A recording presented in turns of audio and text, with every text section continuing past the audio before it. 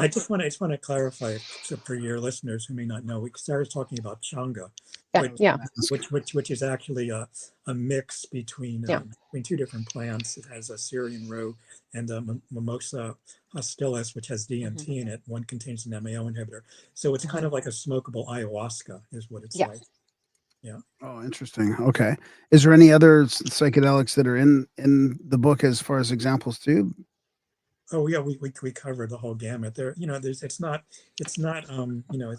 as extensive, but we have examples of people from their psilocybin, magic mushroom experiences, from their peyote experiences, from ketamine, salvia divinorum. I mean, almost all the psychedelics. Oh, okay. For some people, there's some kind of entity contact phenomena, but Mm-hmm. it's much rarer than it is with the Yeah.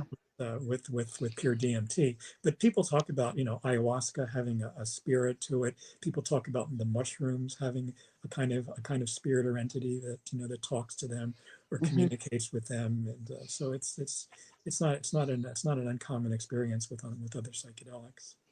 I have a fun little anecdote sort of to add to that briefly. I remember really early on in my DMT use, I had gone back to a mushroom trip. And in particular, I hadn't had super direct mushroom entity contact, but I remember sort of being telepathically told, like, oh, you met our cousins during that mushroom trip. And I was like, what do you mean? And they're like, DMT. And I was like, oh, really? And they're like, yes, that is our cousin.